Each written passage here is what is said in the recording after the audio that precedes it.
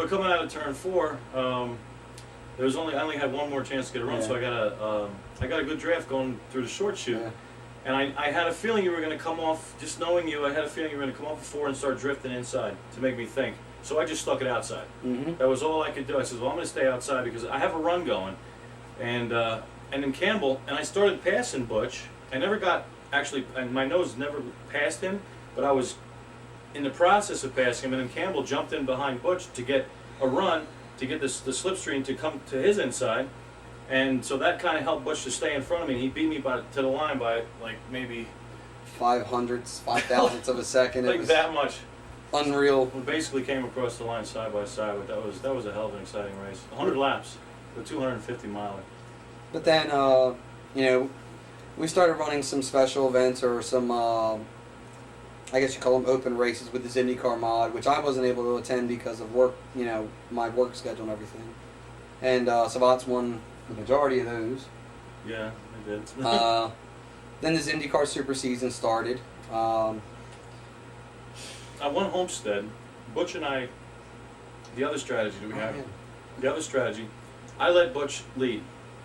And I stayed behind him, and we just worked together. We didn't make any mistakes. I wasn't pushing him because it's not allowed. You just stay there, don't make any mistakes. I told him I'm just going to sit right behind you. And we had a really, really good lead coming up to the last pit stop. And I guess you would know better than I do. I watched the replay and saw it from your in-car camera, but it just looks like you went in a little bit too hot and then skated across the grass back onto the racetrack, and that brought the yellow out. Yeah, kind of a sensitive yellow, I think. Yeah, I had screwed up. You know, I wanted to pit, and just where we were talking back and forth on TeamSpeak,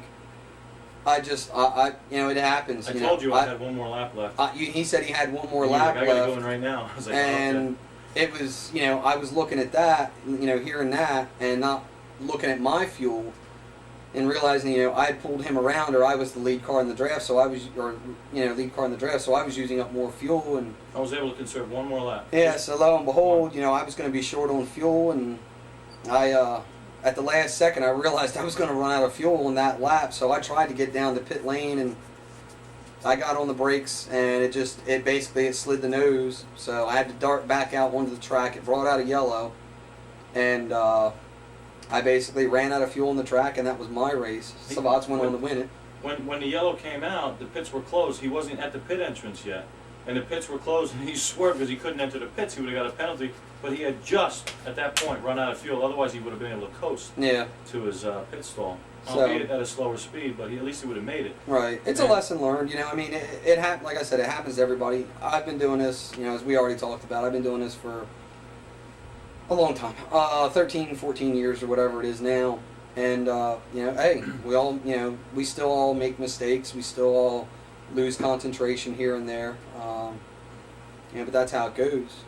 You know, then, you know, we go to the... St. Pete. We go to the Super Season, and, you know, as I said earlier, you know, we were supposed to be running with the winter season physics, which everybody knew. And lo and behold, maybe 2 weeks before the Super Season's ready to start, a new mod gets released for us, for the league, and everything has totally changed. So all the setups from the winter season meant nothing. Which everybody was supposed to be using as a basis for their open setups, are now absolutely worthless. It was a big fiasco.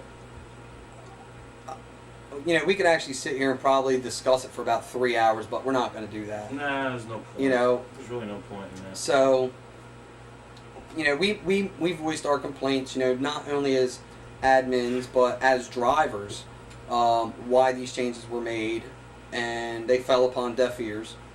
And all the other drivers actually, you know, I don't want to say all because that's not completely true, but a majority of the drivers did not like the new physics either. There was basically no grip whatsoever on the road courses. And with the first 2 races of the season being road courses, well, there you go. I think we had 7 laps of green at St. Pete. A little bit more than that, but 8? it's kind of.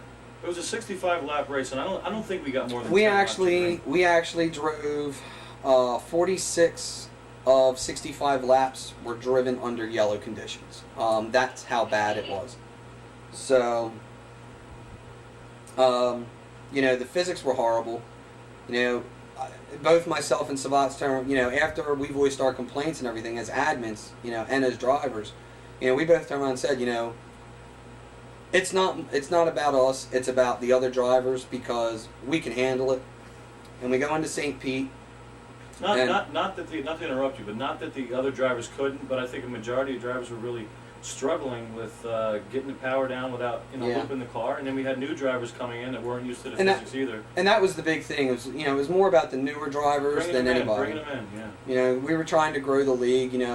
I had offered up my painting services for drivers that were coming in, so that way they could have their car on the track and everything else. And I myself personally with FBR Motorsports, I had 6 more guys that were ready to come join the league. And then with all the bickering and the change to the physics and everything else, all but one of those guys decided that they weren't even going to bother because it was just going to be a fiasco. And they were pretty much right. That's how that goes. I'm proud to say that I passed DNA not once, but twice under green flag conditions to take the lead in that race. Not once, twice, baby. Twice. Just wanted to get that out of the way. Yeah, I won St. Pete. SAVATS went ahead and he ended up winning St. Pete. I finished 3rd. FBR in the house. Which is pretty surprising for me. I went into the road course races, not having ever driven them before. You got to talk about the end of the race. They threw the green coming to the line to get the checkered flag. The green came out. Was that St. Pete or was that? That was St. Pete. That was where the big fiasco. Oh, then I finished 2nd. Then. You finished 2nd. Oh, okay. I'm sorry. I'm getting confused between St. Pete and Long Beach. I won't forget it. St. Pete, yeah. We were coming to, the yellow had come out yet again, and we were basically coming around. We were going to get, the checkered flag. The race was going to be over. And for some unknown reason, thanks for testing out those tracks, guys. The green flag flies maybe 100 yards from the finish line.